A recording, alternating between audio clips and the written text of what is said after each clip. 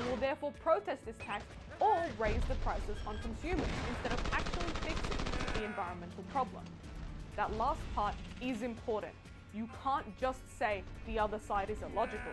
You have to show what you think. And a negative consequence. Unreasonable rebuttal is where you dispute whether that final impact is true or whether it's necessarily even a good thing. For example, if a team makes the claim that because of... For example, you could accept the truth of an argument that says this policy will immediately shut down all coal-fired power plants today, but then say that it is unreasonable because it is not morally justified.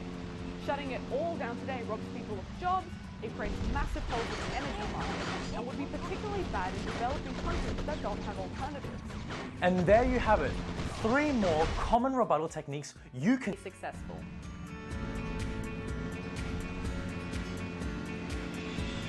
The first thing that they should do is introduce the position and the stance of their team.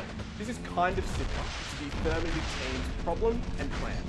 While the affirmative team is putting forward a plan of what they want to do, the negative is putting forward a position that they support. There are 3 potential positions that the negative team can take. Firstly, that there is no problem at all. This would mean that the negative team has to prove the problem explained by the affirmative team is not actually true.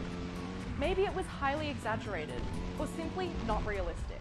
The second position that the negative team can take is that the affirmative team's plan is not actually going to fix the problem. Here, the negative team can acknowledge that the problem does exist, but must explain that the affirmative team's plan is not actually going to solve it. And finally, the negative team can take the position that the plan proposed by the affirmative team is only going to make things worse. Maybe the plan fixes a part of the problem, but so many more people are affected in a negative way that it is actually more harmful than good, and the world is worse off overall. The negative team stance is just basically what they're doing in the world. Depending on their position, they might